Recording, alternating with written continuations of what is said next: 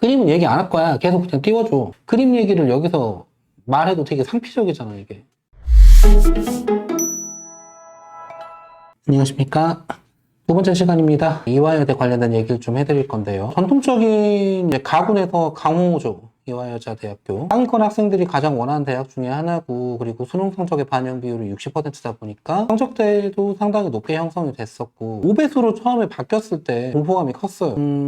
모집하는 인원이 학부 대비 적지는 않지만은 국민대에 비해 가지고 5분의 1 정도 수준? 이 정도밖에 안 됐었기 때문에 합격하기 힘든 대학교라는 인식이 좀 있었어요. 그랬는데 약간 반전이 있습니다. 가군에서 고려대하고 성균관대가 편입돼 들어오면서 상위권 학생들의 선택지가 좀 많아졌죠. 그러다 보니까 대표적으로 좀 피해를 본 대학이라고 생각을 하시면 될 것 같아요. 여전히 매니아층은 아주 강하게 형성이 되어 있는 학교기는 하지만 최근 3년 전, 4년 전에 비해서는 수능 성적에 대한 전체적인 반영 평균값은 약간 내려갔다라고 보셔도 되고, 대신 실기 관련돼 가지고 문제의 난이도가 약간 올라가게 되면서, 기존에는 오래 소묘를 한 친구들은 사실 별 생각 없이 그릴 수 있는 쉬운 문제, 하지만 기교적인 표현과 형격한 완성도를 가지고 합격을 하는 게 이화여대였다고 하면, 최근에는 문제가 나오는 트렌드가 바뀌게 되면서 완전히 기초소양군으로 이제 편입이 됐다라고 보셔도 무방해요. 그러다 보니까 되려 실기의 난이도는 학생들이 생각하기엔 더 올라갔죠. 기존에는 소묘를 오래 한 친구들이 안정적으로 쓸 수 있는 대학이었는데, 문제의 난이도가 올라가게 되면서 단순한 표현력만 가지고는 합격하기가 어려운 학교가 돼버렸거든요.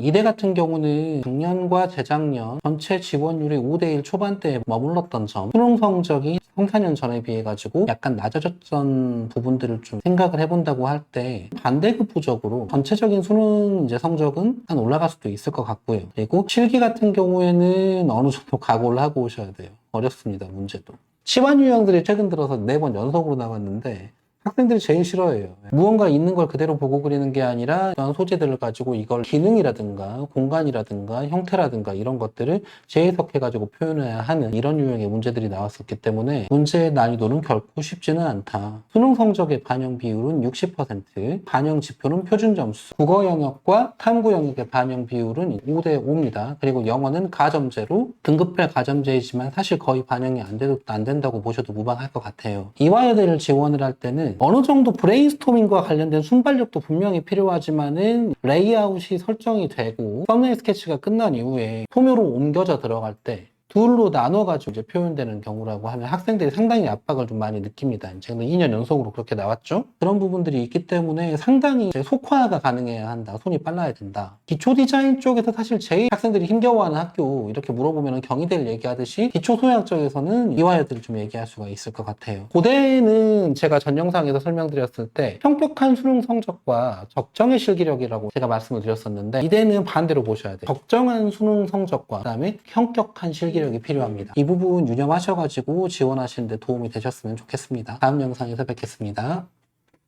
얘기 안 할 거야. 계속 그냥 띄워줘. 그림 얘기를 여기서 말해도 되게 상피적이잖아, 이게.